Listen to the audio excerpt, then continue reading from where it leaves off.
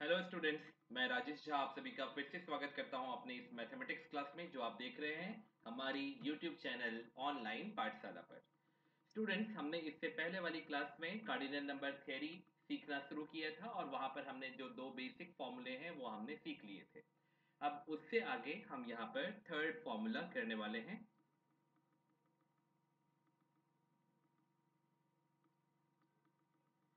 N of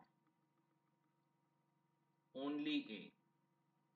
कभी कभी आप क्वेश्चन में देखेंगे कि आपको इस तरीके से दिया जाएगा कि ओनली ए फाइंड कीजिए।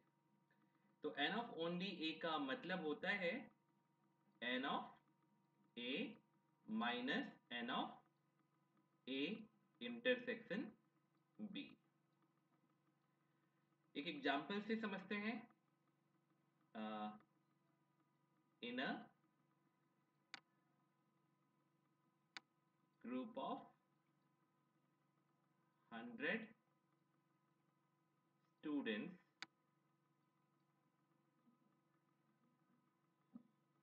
60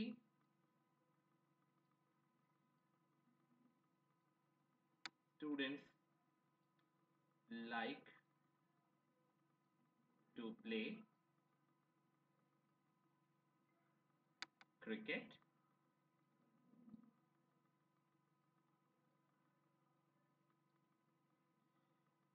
50 students like to play football, then first find the number of students who like to play both, and second find the number of students who like to play cricket only, cricket only। Okay, तो यहाँ पर जितनी information हमारे पास है उसके मुताबिक हम इस तरीके से प्रोसीड करेंगे। Since the group of 100 students are there, यहाँ अगर एक और बात मेंशन कर दी जाए तो बेटर रहेगा। Each and every student must like to play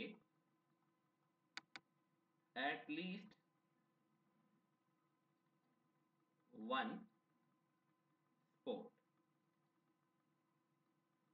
okay, तो जितनी इंफॉर्मेशन हमारे पास है उसके अकॉर्डिंग हम इस तरीके से प्रोसीड कर सकते हैं। पहला है कि group of 100 students and each and every students like to play at least one sport. इसका मतलब N of cricket inter cricket union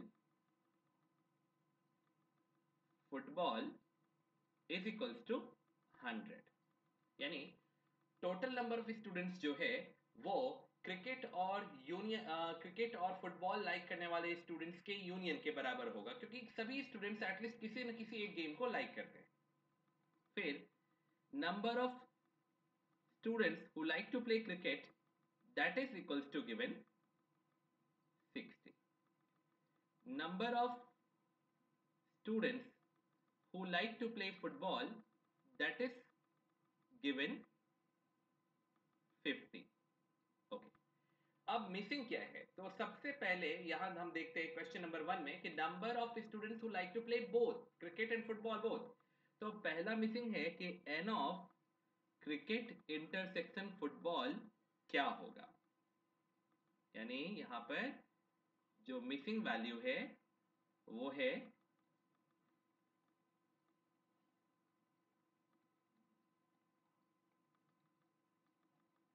n of cricket intersection football क्या हो। ठीक है,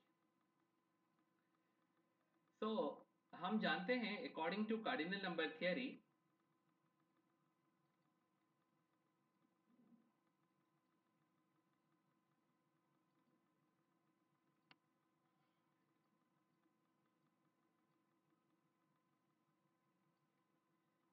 n of C union F is equals to n of C plus n of F minus n of C intersection F। हमें n of C union F की जगह पर 100 बताया गया है, n of C के लिए 60, n of F के लिए 50 और मिसिंग है n of C intersection F means number of students who like to play both the games. So 100 equals to 110 minus n of C intersection F. So n of C intersection F equals to 110 minus 100 and that is equals to 10. So therefore number of students who like to play both cricket and football is equals to 10। तो हमारे question में जो दो हिस्से थे, पहला था कि find the number of students who like to play both cricket and football, वो हमने यहाँ फाइंड कर लिया है। अब दूसरा हिस्सा यहाँ पर है क्वेश्चन का, find the number of students who like to play cricket only, only cricket. So cardinal number theory के according now number of students who like to play cricket only is equals to n of only C, and for that one I told you okay, that is equals to n of C minus n of C intersection F। तो n of C हमको पता है 60 और हमें दोनों का intersection पता है 10, सो 50, मतलब 50 ऐसे स्टूडेंट्स होंगे जो एक्सक्लूसिवली क्रिकेट ही पसंद करते हैं, फुटबॉल उन्हें बिल्कुल पसंद नहीं है। तो इस तरीके से हमने यहाँ पर ओनली ए और only B type of question को सॉल्व करने का तरीका सीखा। चलिए कार्डिनल नंबर थियरी में हम आगे बढ़ते हैं। Next point, point number 4, n of a minus B. आपको पता है कि n of a minus B का मतलब n of a minus n of a intersection b होना चाहिए, यानी एक तरह से देखें तो n ऑफ ओनली a का मतलब n of a minus b हुआ। तो हम ऐसा कैसे कह सकते हैं, बिकॉज हमें पता है कि a minus B is equals to a minus a intersection b होता है, इसलिए हम इस बेस पर इस बात को कह सकते हैं। सो therefore n of a minus b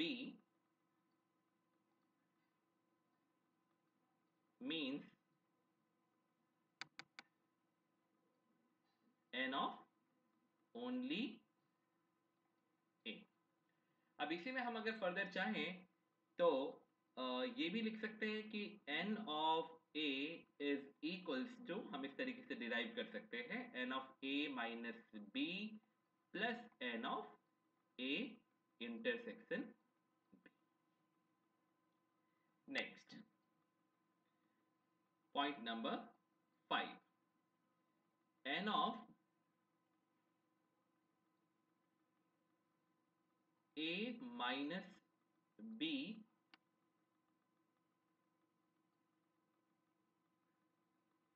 plus n of B minus A. आपको याद होगा मैंने आपको बताया था कि A डेल्टा B को हम लोग symmetric difference of two set कहते हैं, और जो इस तरीके से फाइंड किया जाता है A minus B union B minus A. तो इसी की कार्डिनलिटी फाइंड कर रहे हैं हम लोग यहाँ पर, n of A delta B हम इसको कह सकते हैं. So n of A minus B plus n of B minus A is equals to n of A delta B. So therefore n of A delta B is equals to n of A minus n of A intersection B. ये हमने लिया है इस n of A minus B के लिए, plus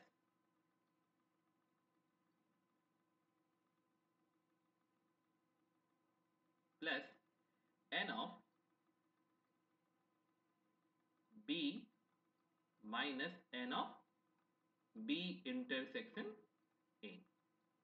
ये हमने किसके लिए लिया है? ये हमने लिया है इस n of B minus A के लिए. तो आगे हम इसमें ऐसा लिख सकते हैं equals to n of A plus n of B minus n of A intersection B minus n of B intersection A. या फिर हम चाहें तो इसे लिखें n of A plus n of B minus 2 times n of A intersection B. ऐसा क्यों? क्योंकि n of A intersection B और n of B intersection A ये दोनों आपस में बराबर होंगे. इंटरसेक्शन कम्यूटेटिविटी फॉलो करता है. या फिर इसको ऐसे भी लिखा जा सकता है n of A delta B is equals to n of A plus n of B minus n of A intersection B minus n of A intersection B. हमने ऐसा इसलिए लिख लिया क्योंकि ये 2 times n of A intersection B है, तो हम ऐसा कर सकते हैं. So equals to n of A union B, जैसा हमने कार्डिनल नंबर थ्योरी के फर्स्ट पॉइंट में सीखा कि n of A plus n of B minus n of A intersection B को हम n of A union B लिख सकते हैं minus n of A intersection B. और इस बात की जो हमने यहां पर फाइंड किया है, इस बात को हम इस तरीके से भी समझ सकते हैं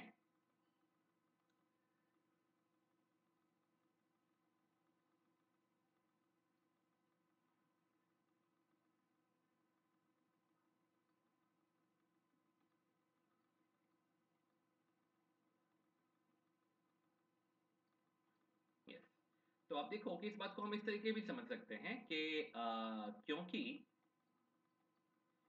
A delta B A union B में से A इंटरसेक्शन B को रिमूव करने पर मिलता है. So therefore n of A delta B equals to n of A union B minus n of A intersection B.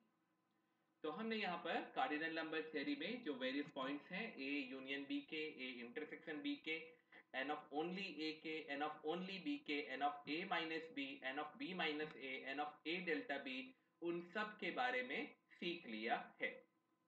बच्चों यहाँ जो हमने N of A delta B निकाला है, इसी बात को हम ये भी कह सकते हैं कि N of A delta B equals to number of elements which are present in exactly one of the two sets। अब हमें डी मॉर्गन्स लॉ का यहां पर अप्लाई करना है। N of A delta B का हम अगर वर्ड टू वर्ड सेंस समझें तो उसका यह अर्थ होता है कि number of elements which are present in exactly one of the two sets, यानी या तो ए में होना चाहिए या बी में होना चाहिए, दोनों में नहीं होना चाहिए। Okay, next. So this was point number 5। अब हम लोग पॉइंट नंबर 6 करने वाले हैं। यहां डी मॉर्गन्स लॉ का हम लोग एप्लीकेशन करेंगे। N of neither A nor B. Neither A nor B का मतलब N of A complement intersection B complement equals to N of ए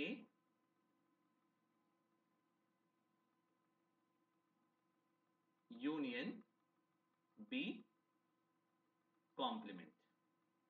हमने ऐसा डी मॉर्गन्स लॉ में सीखा है कि N of A union B complement is N of A complement intersection B complement. तो इसे हम N of A union B complement का मतलब N of U universal set में से हमें माइनस करना पड़ेगा, this is universal set U में से हमें माइनस करना पड़ेगा N of A union B को। तो इस तरीके से हम N of number of elements which are present neither in A nor in B को फाइंड आउट कर सकते हैं। यहां अगर हमें फाइंड करना है N of A complement union B complement, तो डी मॉर्गन्स लॉ को फॉलो करते हुए हम N of A intersection B complement find करेंगे और वो होगा एन ऑफ यू में से N of A intersection B को सब्ट्रैक्ट करना। Point number 8, N set of या फिर number of N set of elements present in exactly two sets out of given three sets। in fact हमसे पूछा जा रहा है कि n of a intersection b plus n of b intersection c plus n of c intersection a, और हमें इसमें से माइनस करना पड़ेगा 3 times n of a intersection b intersection c। इन बातों को हम वेन डायग्राम से भी अच्छी तरीके से समझ सकते हैं। वेन डायग्राम अभी हम अगले वीडियो लेक्चर में डिस्कस करने वाले हैं। नेक्स्ट पॉइंट है cardinal number of set of elements present in at least two sets is equals to n of A intersection B plus n of B intersection C plus n of C intersection A minus 2 times n of A intersection B intersection C.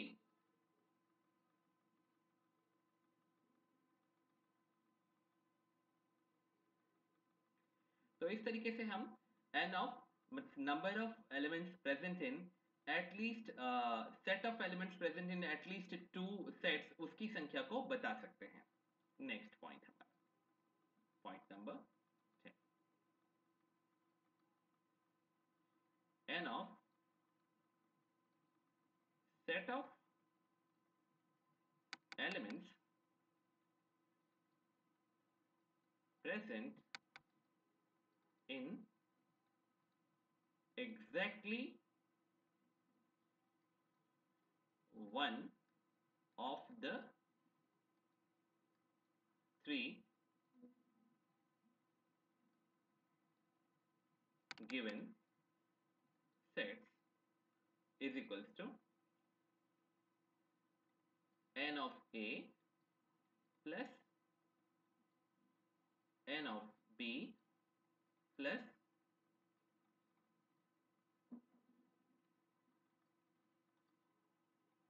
n of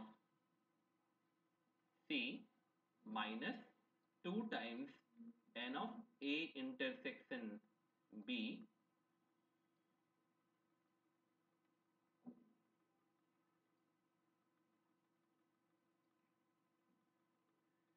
minus 2 times n of B intersection C minus 2 times n of C intersection A plus 3 times n of A intersection B intersection C.